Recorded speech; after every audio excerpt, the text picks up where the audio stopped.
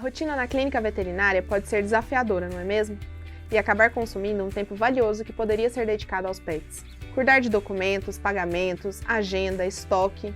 É fácil se perder com tanta coisa, né? Por isso, o VetSmart desenvolveu a solução perfeita para transformar a sua realidade, o Prontuário Pro. A ferramenta que vai facilitar a sua rotina e a gestão do seu negócio veterinário de verdade e de uma vez por todas. E por apenas R$ 49,90 por mês. Olá a todos, meu nome é Renata Camose.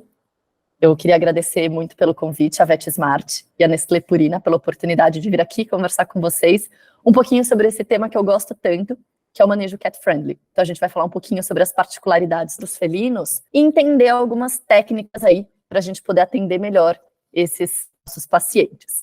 Não tem como a gente conversar sobre o tema sem a gente fazer uma breve introdução de quem é o gato. E quando eu falo do gato doméstico, né, quem é o gato, não tem muito como a gente fugir de entrar, né, nesse assunto de que o gato é um caçador solitário. E quando a gente tem isso muito enraizado no nosso conhecimento, a gente consegue entender uma série de características desse animal dentro da nossa casa e dentro do consultório. Então, quando a gente diz que ele é um caçador solitário, eu estou dizendo ele é um carnívoro estrito. Então, um carnívoro estrito, ou seja, não é que ele come só carne, ele come a presa inteira, com pelo, pele, vísceras, osso. Ele precisa de todos esses componentes na nutrição, o que faz dele um animal tão peculiar nos seus requerimentos nutricionais. Eles são petiscadores, ou seja, eles fazem pequenas refeições várias vezes ao dia. Então, quando a gente pensa numa presa, né, um ratinho, por exemplo, é um alimento de muito baixa caloria. Então, para cada caça com sucesso, eles tentam, né, eles têm de 8 a 10 tentativas de caça. Ou seja, eles demandam uma energia enorme, diversas vezes por dia, para comer um alimento que é baixo em caloria e rico em proteína. Eles são territorialistas e eles são independentes, né? Então, não é o mesmo que dizer que os gatos só gostam da casa, não gostam das pessoas. Não tem nada a ver isso, e quem tem gato sabe disso. Mas eles precisam ter absoluto controle do território. Porque, como a gente disse, eles são solitários, eles são caçadores solitários. O único felino que vive em bando é o leão. Todos os outros felinos caçam de forma solitária. O leão caça em bando, mas os outros gatos, os outros felinos, eles caçam de forma solitária. Então, eles precisam ter controle do ambiente, né? Eles têm essa característica de independência e territorialismo justamente porque eles precisam ter controle do que está acontecendo. E todos os gatos, independente de raça, de sexo, de status reprodutivo, todos eles demarcam o território. Então, quando a gente vê um lambendo o outro, quando a gente vê ele se esfregando na gente, ou se esfregando em alguma parte do ambiente, ou até quando eles se arranham, esfregam o rostinho nos lugares, tudo isso são formas de demarcação territorial. Porque tanto na face quanto no corpo, eles têm glândulas produtoras de feromônio, que são hormônios sensoriais, usados justamente para demarcação territorial. E claro, existe a forma clássica de demarcação de território, né, que é aquela por spray de urina, ou até por jato de urina mesmo, que é o mais comum da gente associar quando a gente fala em demarcação de território. Então, com tudo isso eu quero dizer para vocês que o gato não é um cão pequeno, né? O gato, ele é um animal com várias particularidades, não só anatômicas, fisiológicas, nutricionais, mas também comportamentais. E, unindo a tudo isso, o gato, ele não é considerado um animal doméstico, ele é um animal em domesticação. O que a gente considera como domesticação do gato, né, é algo muito recente. Quando a gente pensa na escala de tempo evolutiva, os gatos eles foram domesticados há menos de 10 mil anos. Os cães, por exemplo, estão em contato com o ser humano há 100 mil anos. Todos os outros animais domésticos, como os ruminantes, os cavalos, né, os equinos, os suínos, todos esses animais estão em contato com o ser humano já há muito mais tempo. Essa foto aqui é de um trabalho muito importante que saiu na Science em 2004, mostrando um gato enterrado em uma vala rasa ao lado de um ser humano. Isso foi encontrado lá na ilha do Chipre, né? Vamos voltar um pouquinho aqui para a geografia. Então, o Chipre, ele está lá é a nordeste, da África, que é um lugar de onde o gato não é originário.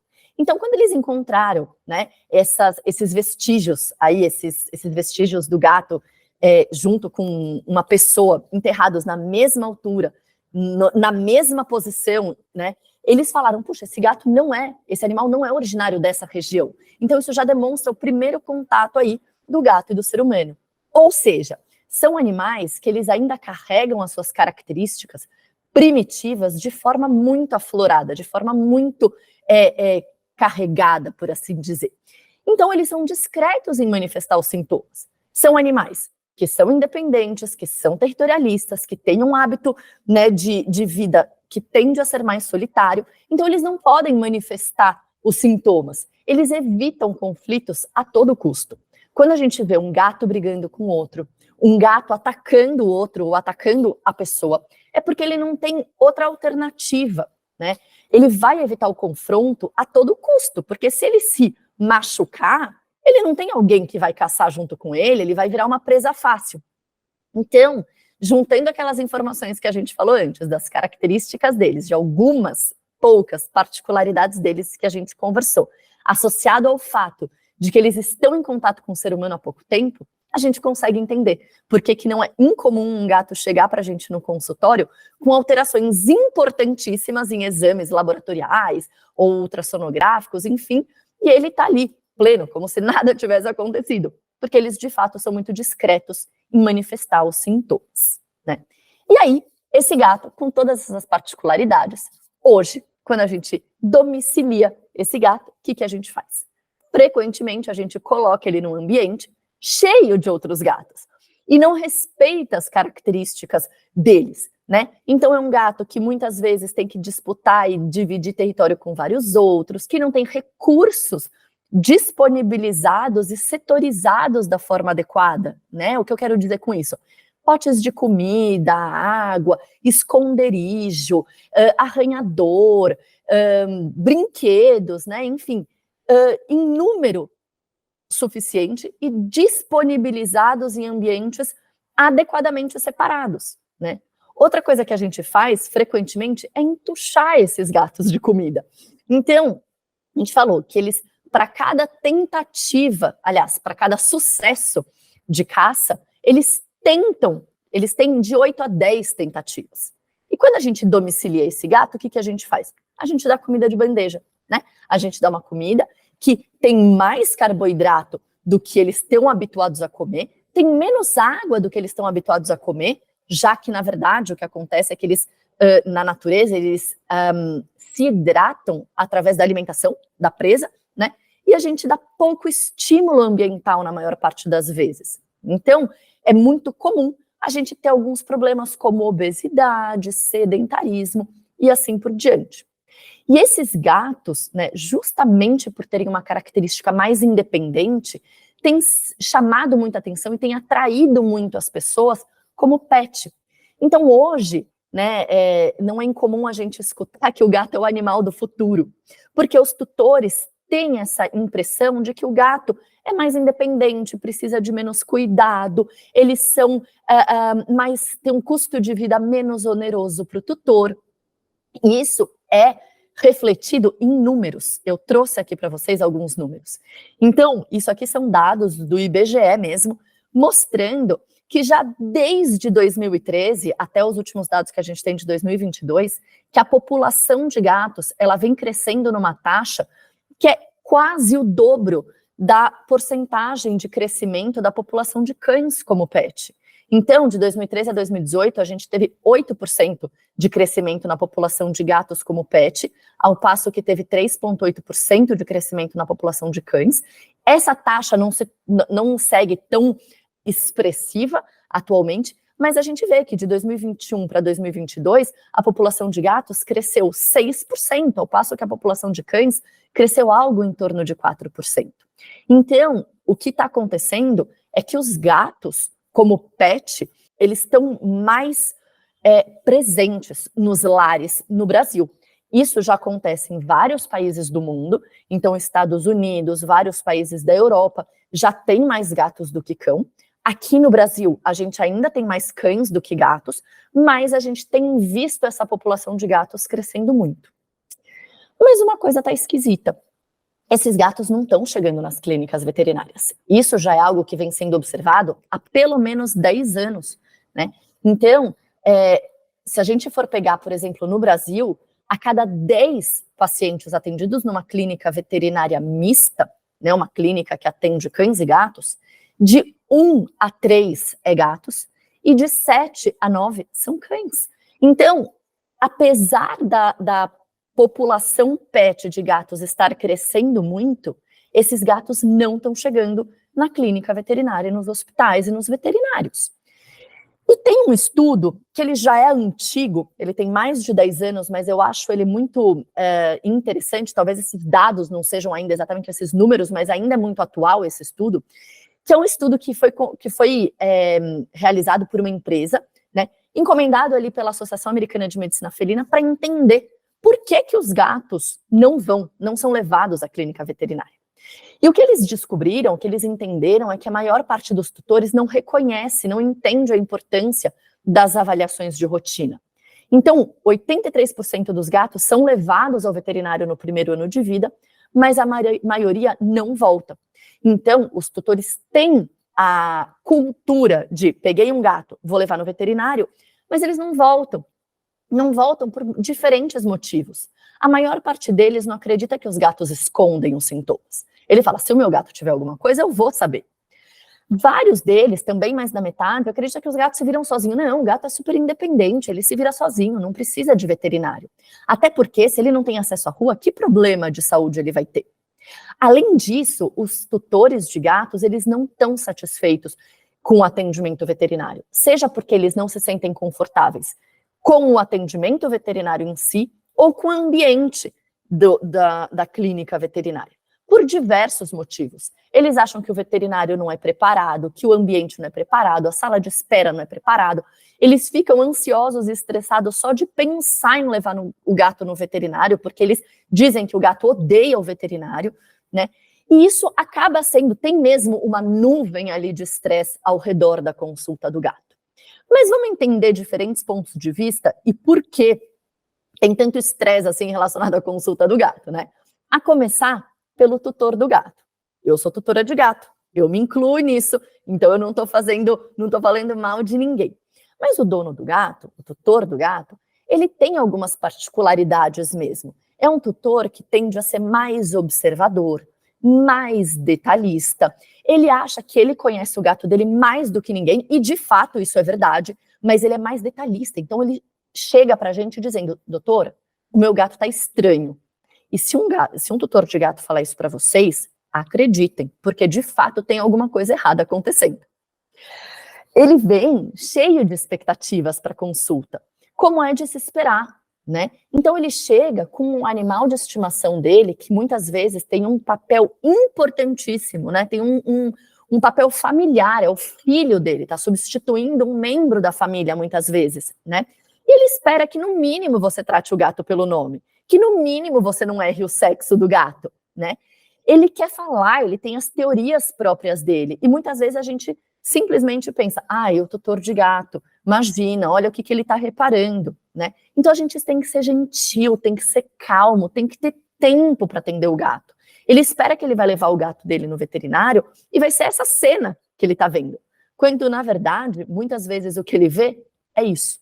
O gato tendo um comportamento absolutamente incomum, né, subindo literalmente pelas paredes, todo mundo sendo arranhado e mordido, né, então isso daqui, né, depois de uma consulta com um gato mais desafiador de ser manipulado, e o tutor se assusta, ele vê o gato tendo um comportamento muito diferente do que ele tem normalmente, né, todo mundo sendo machucado, o veterinário não tendo condições de lidar, né, não tendo conhecimento ou técnica para lidar com o gato, ele fica muito frustrado mesmo. Ele chega no consultório e esse consultório não está preparado para receber. Então, do lado dele, né, do tutor, tem vários cachorros, o tutor põe a caixa no chão, aí um cachorro vai, cheira. Se o gato tem que ficar internado, são essas gaiolas barulhentas, reflexivas, né, cheio de animal por perto, pequenas. Então, é de se entender por que seja estressante para o tutor do gato. O gato, por sua vez, ele tem uma memória de consultas anteriores, de experiências anteriores. Eles fazem essas associações. Frequentemente, eles olham a caixinha de transporte e associam com tudo que eles já vivenciaram, e eles se assustam, fazem xixi, não querem entrar na caixinha de areia, eles se assustam. E para a gente entender o porquê desse estresse todo, a gente tem que pensar um pouco como um gato, né? Então imagina, ele vai para um ambiente que tem um cheiro estranho, tem pessoas estranhas manipulando ele fica internado, ele come uma comida diferente, tem 1000 barulhos diferentes, desde cachorro, aparelhos, né, que tem na sala veterinária, o barulho do elevador, só dele descer da casa dele, do elevador, de moto, de buzina de carro, na caixa de transporte, aquela caixa que chacoalha, né, o tutor às vezes segura pela alça, aquela caixa chacoalha, cheiros de outros animais, associações que ele faz com experiências prévias. Então, para o gato é muito estressante todo o processo, não só no momento que a gente atende o gato, mas desde que ele saiu de casa, ele já está passando por situações estressantes. E quando a gente fala de estresse, não é, ai, tadinho, o gato está estressadinho, que vida estressante ele pode ter se ele só dorme e come todo dia, né? Isso é muito desconhecimento a gente pensar dessa forma, porque o estresse leva a uma série de alterações fisiológicas. O gato sob estresse, ele para de comer, ele tem alterações comportamentais, ele pode tanto ter vômito, diarreia, como ter constipação, reter a urina. Exames laboratoriais se alteram. Ele pode ter aumento de glicemia, alteração no hemograma, o pH urinário pode alterar e fica imunossuprimido, né? A pressão altera, ele pode fazer um sopro, então tem muitas alterações, né? A gente acaba perdendo parâmetros quando a gente está diante de um paciente sob estresse. Fora que muitas vezes ele acaba tendo também uma resposta indesejável à sedação. São gatos que às vezes têm uma recuperação pior de uma sedação também. Isso aumenta o tempo de internação muitas vezes, ou seja, vai virando uma bola de neve. Esse gato está estressado, a gente encontrou alguma coisa que chamou atenção, por exemplo, está hiperglicêmico, a gente acha que ele está hiperglicêmico, a gente interna, mantém no hospital mais tempo, ele para de comer, ele piora. Chega uma hora que a gente não sabe mais aonde que está o fio desse novelo de lã, né? O veterinário, prevendo tudo isso, é um gato que só veio coletar sangue, mas ele entendendo que vai precisar de 3 pessoas para segurar o gato vai arranhar todo mundo, o tutor vai ficar ansioso e tudo mais, o tutor também se estressa. E acaba sendo estressante para todo mundo que está em volta. Todo mundo que está na clínica, todo mundo que está, de alguma forma, envolvido com essa consulta, né? E aí, a Associação Americana de Medicina Felina, né, a AAFP, em 2012, ela, na verdade, já muito antes disso, mas ela reconhecendo esses desafios no atendimento dos gatos, né, que os gatos não viajam bem, eles não se sentem seguros fora do seu território habitual, sabendo que eles são sensíveis a sensações, odores, sons diferentes, entendendo que eles são gatos mais tranquilos e solitários, são suscetíveis a todos esses fatores, né, de estresse e ansiedade, que eles se estressam na presença de outros cães e também de outros gatos, que eles necessitam de um manejo gentil, com respeito, com calma, enfim, né, reconhecendo todas essas particularidades dos gatos, eles desenvolveram o Cat Friendly Practice, né, o programa Cat Friendly. Então, esse programa começou lá em 2012, desenvolvido pela AAFP, e aí esse programa visa 2 pilares ali, né? Então, são as adaptações estruturais, e eu vejo com frequência as clínicas se adaptando a isso. Eu tenho uma sala de espera própria para o gato. Na minha internação tem feromônio sintético, na parede, né, por difusor, mas muitas vezes a parte mais importante, ou talvez tão importante quanto, é esquecida, que é o manejo e a abordagem. Então, o manejo ou a prática, o programa Cat Friendly envolve essas adaptações estruturais, mas também um manejo e abordagem adequados. Quem rege esse programa de Cat Friendly nas Américas é a Associação Americana de Medicina Felina, E aí, dependendo do nível de comprometimento, de preenchimento de requisitos que essa clínica se adequar, né, ela vai receber um certificado ouro ou prata.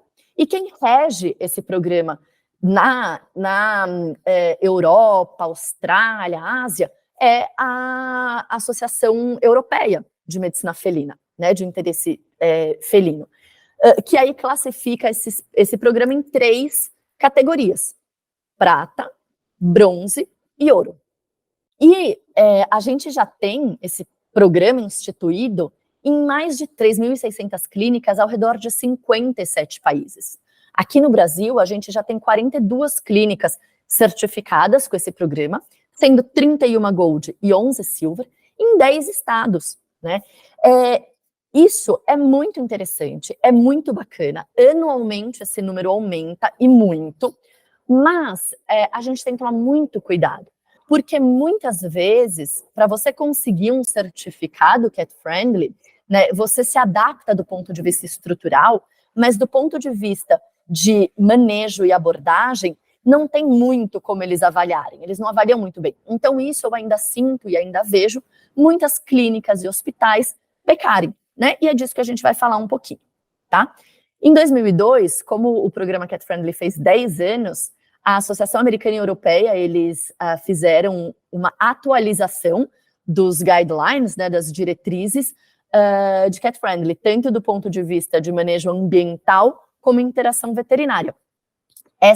Esses artigos, eles são abertos, você não precisa associar a Journal of Feline Medicine and Surgery, então isso daqui é só procurar no Google mesmo que vocês conseguem encontrar. E eu acho bem interessante e encorajo que todos os clínicos leiam esses guidelines.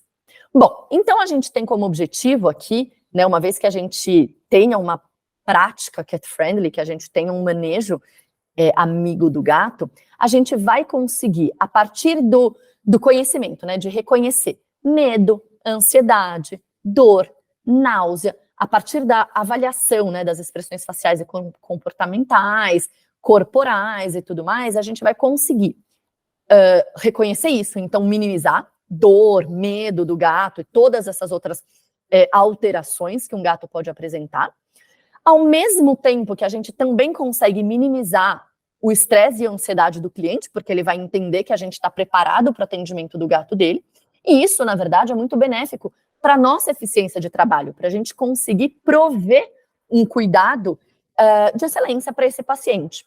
Tem uma sequência de figuras que está na revista, né, na Journal of Feline Medicine and Surgery, que eu acho muito bacana para entender minimamente isso. Então, nessa imagem, né, é um gato que está internado, e ele está ali, né, com as orelhas mais ou menos rotacionadas, o olho pequenininho, né, ele está assustado, está com os membros levemente retraídos, ele está ali entendendo o que está rolando. Aí vem um técnico de enfermagem, né, um técnico veterinário, se aproxima dele, e ele se assusta. O que a gente pode ver, né, de expressão facial e corporal? Ele retrai as patas, tipo, vou tentar fugir daqui. Ele abaixa a cabeça, ele, né, deixa os olhinhos mais amendoados, ele abaixa as orelhas, rotaciona as orelhas, encurva o corpo e eriça o pelame, né? E à medida que o técnico vai chegando, ele vai se acuando cada vez mais. A partir do momento que o técnico muda essa abordagem, joga um brinquedinho, olha como ele está mais relaxado. Os olhinhos mais abertos, as orelhas não estão mais rotacionadas, estão em pé, o dorso não está mais arqueado e nem com o pelame eriçado, e ele está com as patas relaxadas.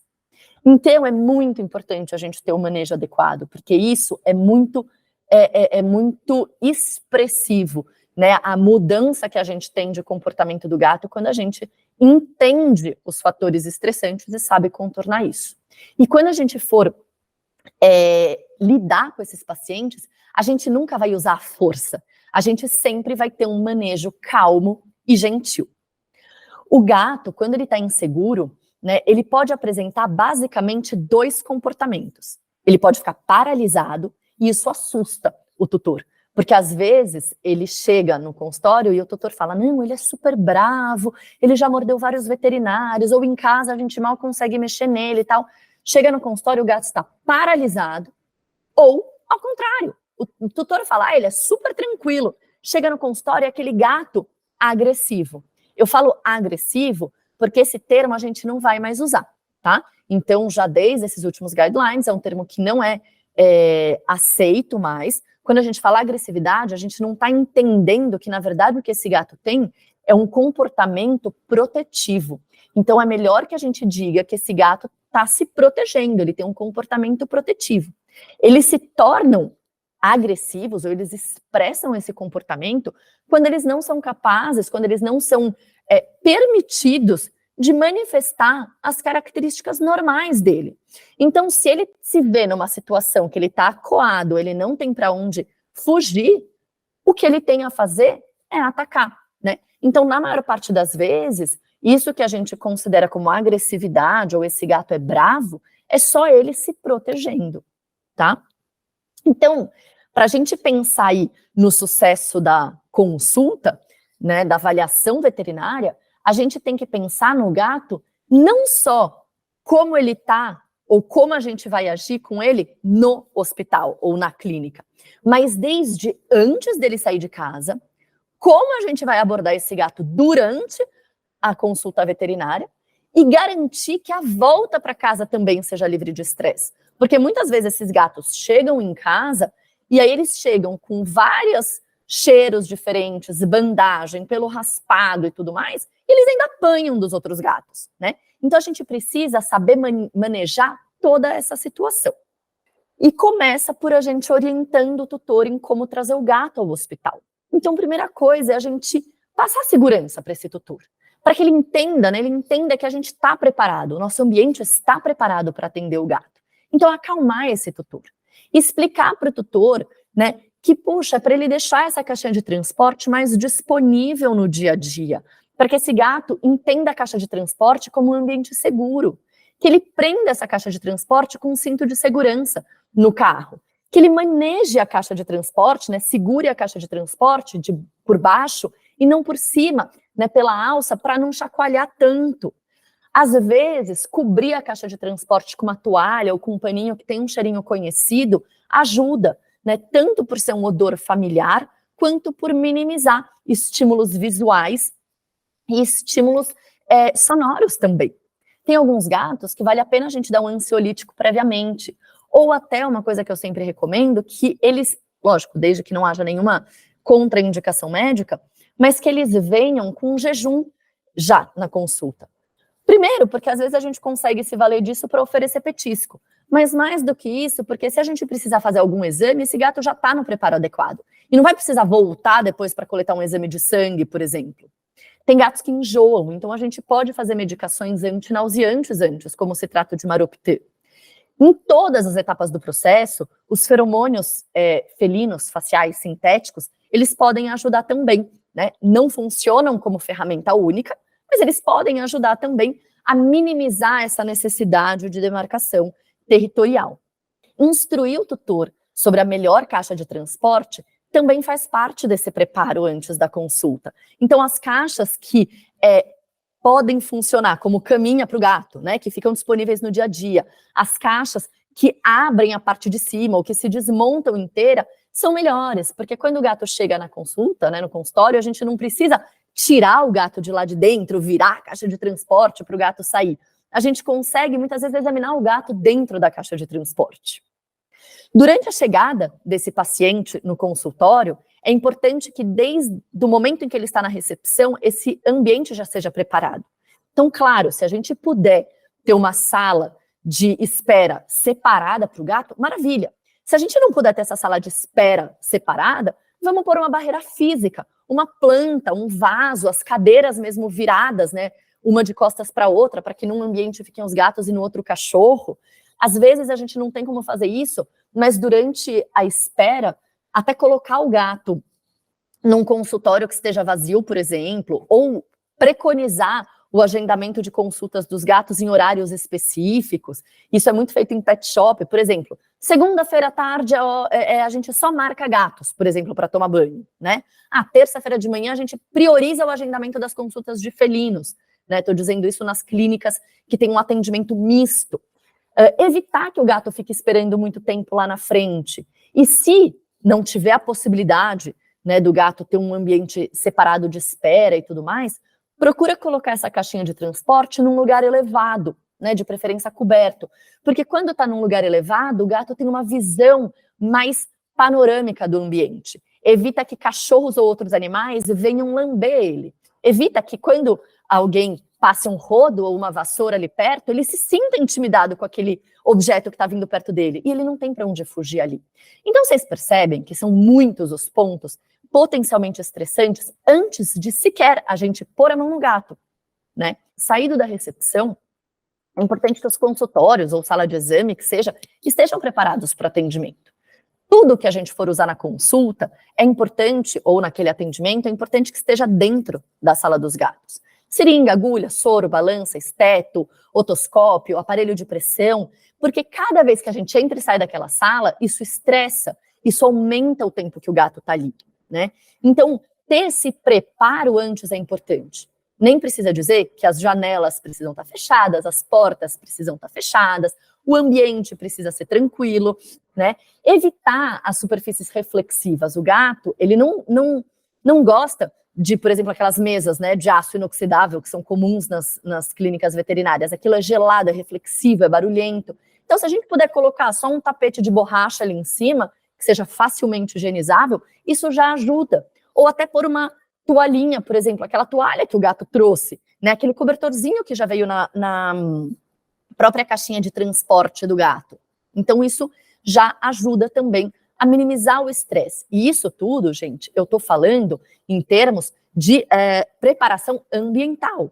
Fora, lógico, a nossa própria postura. Então, falar baixo, ser gentil, examinar o gato aonde ele se sentir mais confortável. É em cima da pia? Vamos examinar o gato em cima da pia. É no chão, sentado com uma toalha? Não tem problema nenhum, né? De preferência, examina o gato de costas, com a mão no peito dele, porque você consegue, então, de certa forma, conter, né? Minimizar a movimentação dele, mas você não está usando força. Faz a avaliação em etapas. Puxa, você está ali segurando para avaliar, ele está assustado? Tudo bem, solta ele, vai conversando com o tutor, depois pega de novo, faz um outro parâmetro e vai fazendo dessa forma. Deixa o gato se ambientalizar no consultório enquanto você está conversando com o tutor e só então pega ele para examinar. São pequenas coisas que vão fazendo a diferença. Ter calma, evitar olhar nos olhos e sorrir. Porque um gato, né, encara o sorriso e o olhar no olho como um momento pré-caça. É o que eles fazem. Eles ficam encarando a presa, né, fixamente, fazem assim e caçam. Para eles, o sorriso é isso. Então, fazer as coisas com calma e se atentar a esses pequenos detalhes, né? A assertividade dos procedimentos é muito importante também. Então, a gente ter a técnica adequada para manipular esse paciente, por exemplo, para fazer a contenção, é primordial. Porque uma vez que você tente coletar o sangue e você errou, você já fez uma punção, você já segurou ele, você já estressou esse paciente. Então, aqui eu vou mostrar para vocês algumas técnicas de contenção. Então, essa é uma que a gente segura, né, aqui na região da mentoniana e o polegar está na região da cabeça, fazendo uma pinça, e a gente está expondo a jugular. Então, se uma pessoa precisar vir coletar sangue, ela consegue coletar sangue, faz o garrote na jugular e coleta o sangue. Ou até se aqui ela quiser pegar a patinha e coletar sangue da cefálica, canular um acesso, ela consegue também, né? Outra possibilidade é na safena medial. Então, eu gosto muito dessa técnica para os gatos. Tem gato que não gosta muito de ser manipulado, né? Na face, no pescoço e tudo mais. Então, assim, facilita. A gente consegue, às vezes, colocar até um colarzinho lisabetano, tampar o rostinho do gato e segurar a patinha e coletar o sangue dali. Gatos, às vezes, que estão, né, com algum grau de dificuldade respiratória, também é uma boa técnica, porque a gente põe a mascarazinha de oxigênio ali, enquanto a gente faz a coleta. Então, essa daqui é a técnica, né, quando a gente vai coletar pela jugular. Então, uma pessoa está segurando a cabeça ali na pinça, a outra está fazendo o garrote e coletando. Quando o paciente vai ficar internado, o ambiente da internação é extremamente importante. O fato dele estar fora de casa já é estressante por si só. Já tem cheiros, horários, alimentos, manipulações que são muito diferentes da rotina habitual dele.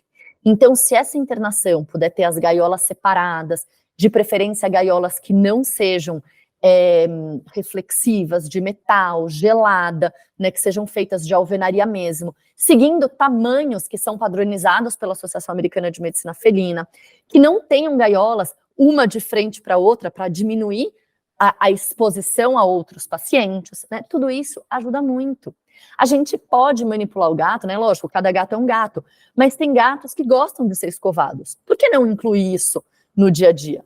Durante a noite é importante que tenha luz reduzida, que eles tenham tenham um momento de descanso e de dormir, que as atividades deles não sejam interrompidas. Então ele está fazendo as necessidades dele, ele está se auto-higienizando, ele está comendo, não vamos interromper esse momento para fazer medicação, um parâmetro ou qualquer coisa estressante, porque senão ele vai associar e não vai mais fazer. Então o gato que está comendo, deixa ele comer, depois você faz o parâmetro. A gente precisa ter esse jogo de cintura. Então, para o gato é muito importante que ele tenha um lugar para se esconder. Essas cortinas, né, isso é no Hospital for Cats, essas cortinas que a gente coloca na janela, nas gaiolas, ajudam muito, porque a gente põe essa cortininha, o gato consegue se esconder atrás da cortina, a gente consegue ver o gato, também não adianta fazer um esconderijo que a gente não consegue avaliar ele, ou não consegue, né, depois pegar o gato. Então essas cortinas ajudam muito, né, propiciar que ele tenha os recursos que ele precisa nessa baia. Então, um esconderijo, a caixa de areia longe, né, distante do pote de comida e de água, deixar essa comida disponível o tempo todo, se for um gato que não está nauseado, porque um gato nauseado, imagina a gente, né, ali com muita náusea e toda hora tem ali uma feijoada na nossa frente, né, você não consegue nem olhar para a comida. Então é importante também que a gente saiba reconhecer a náusea nesses pacientes. A medicação é um ponto crucial também, né? Então também tem técnicas para a gente medicar, seja no ambiente de internação ou até quando a gente vai orientar o tutor a medicar. Eu sempre digo, né, eu falo isso com frequência para os meus alunos, que não adianta nada a gente achar que a gente está sendo um veterinário excelente prescrevendo 5 medicações para o gato, e olha lá, né, porque tem várias situações que eu vejo prescreverem mais medicações, esse tutor não vai conseguir medicar esse gato assim, né? Até porque você ensinou ele a medicar o gato. Então, frequentemente o que eu faço é, no consultório, quando eu prescrevo uma medicação, eu medico o gato, para até entender quais são as dificuldades daquele paciente, e entender, será que é melhor dar líquido, será que é melhor dar comprimido, né? Então isso é bem importante. A gente vai ter que pensar na hora da nossa prescrição no que é viável, no que é factível a ser feito. Senão a gente vai prescrever 8 medicações para esse gato, o tutor vai conseguir dar 1 ou 2 e olha lá, né? Então aqui são alguns vídeos de algumas técnicas de medicação, quando a gente vai dar comprimido ou líquido, e eu gostaria de passar para vocês. Então a gente sempre vai segurar, né, aqui no arco da mandíbula, vamos colocar o narizinho olhando para cima, para ajudar na deglutição e evitar que faça falsa via, segura o comprimido, joga lá na garganta do gato e faz uma massagenzinha para o gato deglutir. Pode depois, né, dar um petisco, água, enfim. Existem gatos que por essa técnica não vão bem, mas aí existe uma outra técnica, né, que é o caso aqui desse gatinho, que é o mingau, que ele era bem difícil de manipular, mas a tutora, dando de barriguinha para cima, ela conseguiu entender que seria mais fácil com ele. E esse gato, gente, era um gato muito desafiador de manipular. Ninguém conseguia dar, nem a tutora. E desse jeito, era mais tranquilo. Eu sei que olhando assim, vocês devem olhar e falar assim, ah, mas esse gato é muito fácil. E não, nenhum desses 2 gatos era fácil de dar, né? É a técnica adequada para cada paciente e muito treino. E nessa terceira imagem, que é uma foto, aqui na verdade é o meu avô medicando a gatinha deles, que eles tinham um gatinho, aliás, que era também difícil de manipular, ele tomava várias medicações, porque ele tinha cardiomiopatia hipertrófica, neoplasia cerebral, então ele tomava várias medicações que eram bem importantes de serem dadas, né? Os meus avós, inclusive, tinham dificuldade de locomoção até. Então a minha avó ia, pegava o gatinho, colocava na pia do banheiro, né? Essa mãozinha aqui que vocês veem atrás do pescoço do gato é a minha avó segurando, não, vocês percebem que ela não tá segurando pelo cangote, pela prega da nuca, ela tá tentando fazer essa contenção pelo arco da mandíbula, enquanto, né, o meu avô vai e dá a seringuinha do ladinho na boca, né? Então, são técnicas que a gente precisa entender qual que é aquele contexto familiar para orientar o tutor. Ah, Renata, mas tá muito fácil, esses gatos são muito fáceis. E os mais difíceis? E os mais desafiadores? Aqueles que têm o comportamento protetivo. Bom, primeira coisa, e muito importante, é a gente sempre registrar no prontuário que esse gato tem comportamento protetivo e escrever também no prontuário dicas. Olha, ele fica melhor se a gente coleta o sangue assim, se a gente contém dessa forma e assim por diante. Existem várias ferramentas de contenção, né? Desde máscaras, essas roupinhas que eu nunca consegui entender. Se o gato é super difícil de manipular, como é que você vai enfiar ele nessa roupa, né? Essas luvas de couro que a gente perde completamente a coordenação motora fina, né? Tem essas gaiolas de contenção horrorosas que são usadas, né? Que você põe o gato aí, você esmaga o gato na gaiola. Ou seja, milhares de técnicas que são zero cat friendly, né? Esse clip noses é um clipe que você põe aqui na prega da nuca e, de fato, o gato paralisa, mas à custa de qual estresse, né? Então, muitas dessas ferramentas, elas não são indicadas pela Associação Americana e nem pela Associação Europeia de Medicina Felina. Aliás, eu diria que nenhuma delas é. A única que a gente poderia considerar é o charutinho de gato, que, inclusive, nesse último guideline, eles também já contraindicam. Hoje não se diz em mínima contenção, se fala em não conter o gato. Mas eu entendo que daí também é muito difícil, né? Olha, gato, você me estende a sua pata, por favor, que eu vou fazer um garrote e coletar o sangue? Então, assim, eu entendo que um mínimo de contenção a gente precisa ter. Mas, de novo, a gente não vai usar força. A gente vai sempre usar um manejo gentil, tá? E lembrem que o medo, a dor, enfim, são as maiores causas de agressão, né, nos gatos. Então, se a gente souber reconhecer os pontos que deixam o gato assustado ou estressado e se antecipar isso ou tomar medida para minimizar, isso já vai diminuir esses comportamentos protetivos em grande parte dos gatos. Quando a gente fala, né, desse scruffing ou segurar pela prega da nuca, né, é scruffing, tá? Não scruffing, desculpa. Na verdade, a gente precisa pensar que na natureza o segurar pelo cangote está associado ou à cruza, então quando o macho segura a fêmea pela prega da nuca, ou a mãe segura o filhote, ou, por fim, a própria caça, né? Então, se ali no consultório você não está, né, não é uma situação que ninguém está cruzando com o gato, você não é a mãe do gato, o que sobra? Né? Um comportamento de caça. Então, isso é estressante para o gato. Então, na rotina, a gente vai tentar evitar ao máximo, aliás, não vou nem dizer tentar, porque assim, eu atendo só gatos, e essa é uma prática que eu nunca faço mesmo, e que a gente não deve fazer, então a gente nunca vai segurar o gato pelo cangote. Se a gente precisar conter, a gente vai preconizar o uso da toalha de forma menos estressante e menos forte, né, possível, sem usar força mais uma vez. E se for um gato que se estressa muito, que se assusta muito, a gente tem que sedar. A gente não tem que ter medo de sedar. A gente vai, lógico, procurar, né, escolher medicações que sejam reversíveis, usar medicações seguras. A gente vai optar por sedar se o risco for menor do que a própria contenção. Né? Às vezes, a gente não sedar torna o procedimento muito mais estressante e demorado do que seria com a sedação. Então, eu tenho pacientes que eu entendo que, assim, que é um estresse tão grande que é melhor que a gente cede. À medida do possível e do envolvimento e possibilidade do tutor, a gente orienta que passe por uma avaliação comportamental. Então, eu tenho tutores que fazem treinamentos diários de comportamento para conseguir melhorar esse manejo na clínica veterinária. Mas a gente sabe que não são todos os tutores que têm essa disponibilidade, né, de tempo, de envolvimento, ou até financeiro mesmo, de investir numa consulta comportamental, por exemplo. Mas a gente também pode ensinar isso e, em algumas situações, é isso, a gente vai manejar esse paciente, abordar à medida do necessário. Esses pacientes, adianta eu querer fazer uma avaliação com ele, que toda semana ele vai vir aqui, ele vai fazer soro 3 vezes por semana. Não adianta. Renata, mas ele tem uma doença renal e desidrata muito. Tudo bem, eu entendo. Só que talvez a gente submeter esse gato a todo esse estresse, com toda essa frequência, seja pior do que deixar as coisas evoluírem de uma forma, né, que talvez seja mais rápido, claro, mas que não causa estresse no gato. Então a gente tem que pesar muito, né, o custo-benefício das nossas intervenções.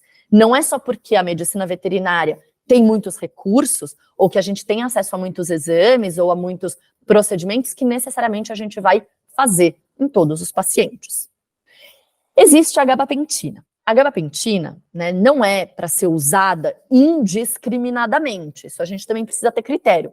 Mas sim, ela é bastante segura, e ela pode ser usada nos gatos que são mais protetivos, não é para ser usada em todos os gatos, a gente pode usar numa dose de 50 a 100 miligramas por gato, 2 a 3 horas antes da consulta ou do procedimento, sabendo que, ela pode ter efeitos colaterais, então esse gato vai ficar muito sonolento, pode ficar incoordenado, pode estar diarreia.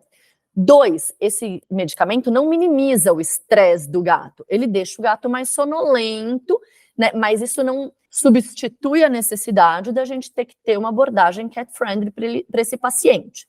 E já tem estudo, sim, recente, mostrando, estudo brasileiro, inclusive, mostrando que a gabapentina pode, eventualmente, interferir em alguns parâmetros como pressão arterial, tá? E, por fim, ela tem uma eliminação renal, ou seja, ela não é nefrotóxica, a gente pode usar num paciente renal, mas esse paciente com doença renal vai demorar muito mais tempo para metabolizar a medicação. Então, talvez a gente tenha que considerar usar doses menores, porque esse gato vai ficar sedado, né, sonolento, por muito mais tempo. E hoje, inclusive, já tem se discutido doses mais baixas, inclusive, da gabapentina, de 10 a 20 miligramas por quilo, do que essa dose tão alta, tá? Então, procurem estar sempre atualizados nos trabalhos aí publicados sobre o assunto, para a gente não sair também sedando todo o gato sem necessidade ou com doses excessivas, tá? Bom, e por fim, a consulta a gente tem que considerar que ela termina quando esse gato volta para casa. Então a gente precisa perguntar para o tutor se esse gato já passou por alguma experiência prévia que tenha sido negativa, né? Como os outros gatos aceitaram quando o paciente voltou para casa, pedir para o tutor observar o comportamento, não chegar e simplesmente largar o gato lá, mas acompanhar esse primeiro momento, porque tem algumas situações que a gente vai precisar reintroduzir esse gato na casa. Especialmente se esse gato ficou internado, voltou para casa com bandagem, com um cheiro diferente, com pelo raspado, né, com comportamento diferente, porque esse gato, ele, né, vai muitas vezes estar mais prostrado, ou convalescente, ou doente, enfim, e a gente vai precisar orientar esse tutor a fazer essa reintrodução, como se fosse um gato novo mesmo no ambiente. Então, pessoal, para a gente concluir e finalizar, né, de uma maneira geral, é importante que a gente conheça o comportamento felino e as suas particularidades, para que a gente possa abordar esses pacientes da melhor forma possível e com o mínimo estresse possível. Isso, né, e cada detalhe conta, né, cada pessoa envolvida no processo conta, o tutor, o veterinário, o enfermeiro, o recepcionista, todo mundo, né, a atitude de todo mundo é importante. Isso vai, no fim das contas, culminar com pacientes mais saudáveis, né, os tutores, eles vão estar mais seguros, mais satisfeitos, então eles vão se comprometer mais com o tratamento, eles vão trazer mais os gatos para a gente vai conseguir manejar melhor esses pacientes e garantir um melhor acompanhamento desses pacientes. Isso, no fim das contas, vai ser um sucesso do nosso trabalho. Menos injúrias no nosso trabalho, mais eficiência, né? Um fluxo melhor e mais contínuo de atendimento. Então, todo mundo só tem a ganhar, né? Aqui, gente, foi uma breve introdução aí do que são os conceitos cat-friendly. Esse assunto, assim, eu poderia falar horas para vocês. Tem muita literatura sobre o assunto, né? Nada do que eu trouxe aqui eu acho que isso, na minha experiência é assim. Não, tudo isso é embasado em muito estudo de etologia, de comportamento. Tem muitos desses trabalhos disponíveis, né, até gratuitamente na internet, então encorajo vocês a lerem. Eu queria agradecer mais uma vez a oportunidade e o convite de estar aqui falando para vocês, então queria agradecer a VetSmart e a Purina Nestlé, e aqui estão os meus contatos, se vocês tiverem qualquer dúvida, eu me coloco à disposição. Obrigada e até uma próxima.